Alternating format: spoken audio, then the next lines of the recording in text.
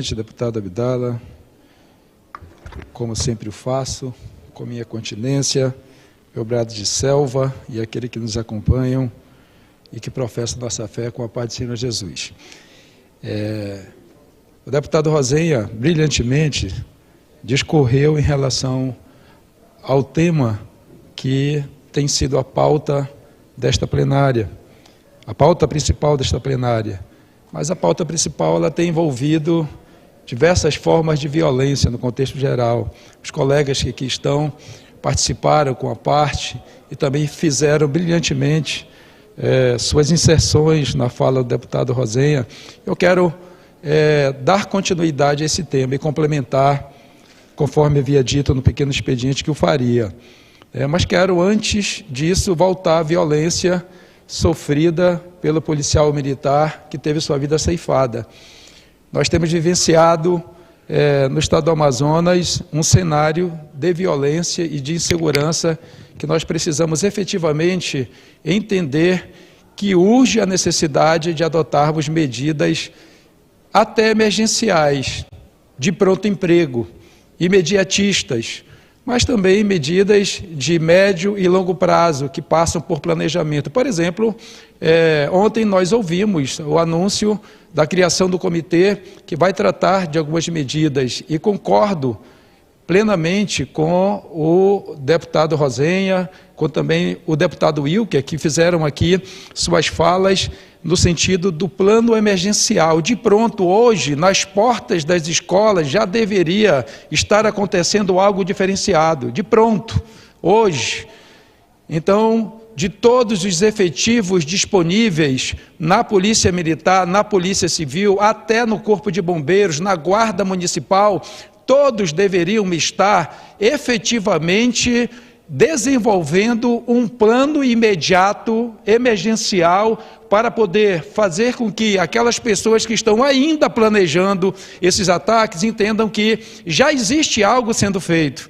Isso pode ser feito, isso faz parte da dinâmica da segurança pública, da dinâmica daqueles que precisam entender o seu papel enquanto gestores e precisam oferecer à sociedade essa pronta resposta. E aqui eu faço um apelo, novamente, ouvi o deputado Cabo Maciel fazer um apelo ao governador do estado do Amazonas, eu faço aqui um apelo ao governador do estado do Amazonas, ao nosso prefeito de Manaus, aos prefeitos dos diversos municípios, que não se acomodem e não permitam que estas cenas estejam sendo vivenciadas e que nossos filhos tenham suas vidas ceifadas, e que nós estejamos velando as crianças, como aconteceu lá em Santa Catarina e agora aconteceu aqui em Manaus, esse episódio de Presidente Figueiredo, e é uma tendência, ameaças já aconteceram nos diversos municípios, escolas já foram fechadas, por exemplo, em Parintins, e nós estamos comprometendo o cotidiano da educação, dando visibilidade a um tema que deveria estar sendo combatido, porque uma das estratégias de quem opera, de quem pratica esse tipo de delito, é justamente a visibilidade. O deputado Rosenha falava aqui, estas cenas acontecem, ou a grande incidência desse tipo de crime nos Estados Unidos, e a técnica, a ciência, identifica esse cidadão, esse que pratica, ou aqueles que praticam esse tipo de crime, como atiradores ativos, ou pessoas que estão preparadas, a CIA, o FBI, ou o FBI, né? Enfim, identifica pessoas ou pessoa armada que vão até um estabelecimento que tem uma delimitação, onde existem diversas pessoas para praticar esse tipo de crime. E para que isso deixe de acontecer, nós precisamos de ações do Legislativo, e aqui o meu querido deputado Roberto Cidade, que preside esta casa, ele apresentou uma lei, queridos amigos deputados, no dia 1º de fevereiro de 2023. No dia 1º de fevereiro de 2023, ele apresenta uma lei que estabelece normas gerais sobre segurança escolar no âmbito do estado do Amazonas e dá outras providências. Esta lei apresentada pelo deputado Roberto Cidade, que agora vem à tona e que está tramitando nesta casa, deveria ainda hoje, se fosse possível, ser aprovada. E com pouquíssimos complementos, porque ela não implica impacto financeiro, pouquíssimos complementos, nós deveríamos aqui fazer uma ação emergencial para aprovar essa lei e buscarmos a implementação dela. Eu faria pouquíssimos incrementos. E hoje apresento a proposta da Frente Parlamentar, explicava ao deputado Roberto Cidade, ao deputado delegado Péricles, por que da implementação da Frente Parlamentar para a prevenção e enfrentamento da violência no sistema escolar. Exatamente para cumprir esse papel que o deputado Rosenha acabou de falar aqui, que o meu querido deputado Jorge Lins, enfim, os diversos deputados que já fizeram fala aqui hoje, manifestaram essa preocupação de uma ação multidisciplinar, onde todas as comissões devem estar, por intermédio de seus representantes, pensando nessas soluções, para que nós possamos juntos indicar uma ação que seja exequível. Deputada Joana d'Arc, me preocupa muito, e eu dizia também ao deputado delegado Péricles, a preocupação que deputado de primeiro mandato tenho tido. Leis que estão sendo aprovadas nesta casa, diversas leis que já foram aprovadas no passado e que não estão sendo cumpridas. Não estão sendo cumpridas. Estas leis comprometem a sociedade. Então, nós precisamos, a partir desta casa, adotar as nossas medidas. Percebam, aqui nós somos a casa da lei, a casa do povo. Nós representamos a sociedade do estado do Amazonas e precisamos entender. Então, aprovar um projeto de lei, torná-lo lei, efetivamente, fiscalizar o cumprimento da lei. Mas também cabe ao Executivo fazer a sua parte. E nós não podemos aqui calar a boca em relação àquilo que não está sendo feito. E precisamos entender que as nossas escolas, percebam, eu pedi para a minha equipe ir até a escola onde houve aquela ameaça, é uma escola municipal, mas as nossas escolas municipais ou estaduais e até as particulares do sistema privado estão se tornando em verdadeiros presídios, prisões, porque a estrutura da escola está sendo montada para impedir que pessoas entrem de fora para dentro para roubar as escolas, devido à incidência de roubo nas escolas. E quando acontece um incidente como esse, sabe qual é o protocolo? O protocolo é, primeiro, fugir. Segundo, se esconder. Terceiro, reagir. E a gente fala, querido deputado Rosenha, de armas, e algumas pessoas dizem, mais arma na escola, e nós precisamos entender o conceito de arma, porque as minhas mãos são armas, os meus cotovelos são armas naturais.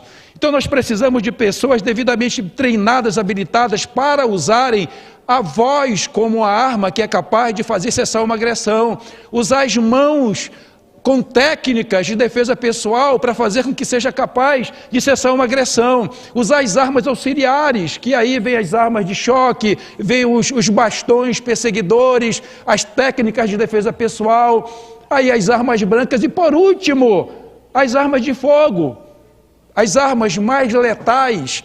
E nós precisamos efetivamente implementar uma conduta de paz, sim, nas escolas, nessa cultura de paz nas escolas, mas oferecermos a essas estruturas, às nossas crianças que estão ali indefesas, essa capacidade de se protegerem. Então, uma pergunta que faria, e que vou solicitar a resposta a ela: quantas de nossas escolas estão com os seus AVCBs atualizados e regulamentados? Quantas delas possuem um plano de evacuação?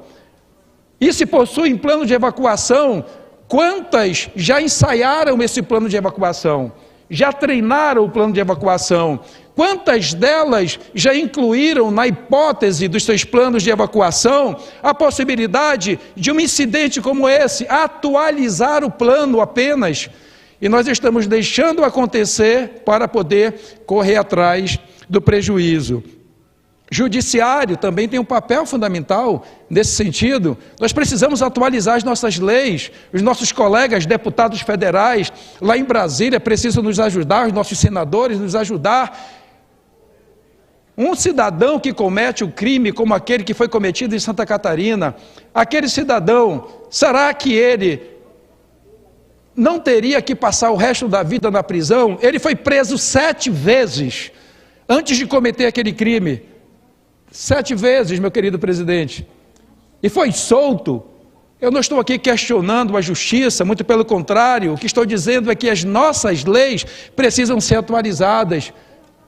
A pena de morte talvez precise chegar no Brasil. A prisão perpétua talvez precise chegar no Brasil. Porque um cidadão que comete um crime como aquele cidadão não pode estar nas ruas. Ele foi preso 7 vezes antes de cometer aquele crime e foi solto. O que fazer? Então é preciso sim haver uma grande mobilização. A sociedade, a família fazer o seu papel, não está deixando de cumprir o papel, entendendo que será lá o compadre da rua, o professor que vai cumprir o papel dele lá, jogar suas crianças no meio da rua, não ter o devido cuidado com as suas crianças. O legislativo aqui, nós, a nossa casa, a casa do povo, aquela casa, a casa onde as pessoas que estão representam a sociedade, que precisam estar se preocupando sim com essas questões todas, com todas as evoluções, não apenas da violência, todos os outros fenômenos, aspectos que implicam na má qualidade de vida da sociedade, estamos aqui desenvolvendo essas atividades.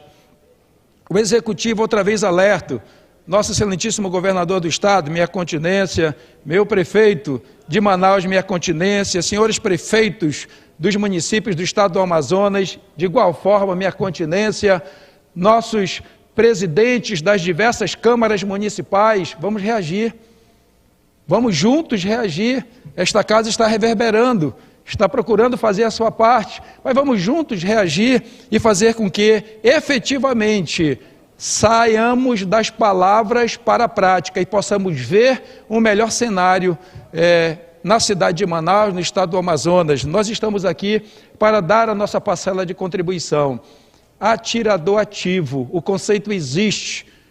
Há décadas nos Estados Unidos, chegou no Brasil e veio essa onda crescendo, chegou no estado do Amazonas e em Manaus.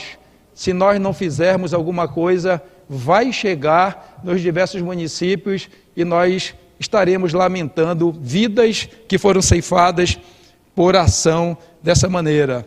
Uma outra ideia que trouxemos, o observatório de segurança, observar os fenômenos para poder tratarmos dessa questão efetivamente. Percebi que lá no passado houve algum tipo de iniciativa, mas é assim, são as iniciativas, está acontecendo o problema, anuncia. Agora, na prática, efetividade, eficiência, eficácia e efetividade. Fazermos as coisas certas da maneira correta, sempre fazendo. O que falta para que nós possamos fazer assim? Eu quero fazer a minha parte, com muita fé em Deus e foco na missão, e agradeço aos colegas que aqui estão, a esta casa, que possibilita estarmos falando de soluções, dos problemas, mas principalmente de soluções. E juntos nós vamos avançar e vencer, promovendo melhor qualidade de vida para a sociedade que nos elegeu para estarmos aqui. Obrigado.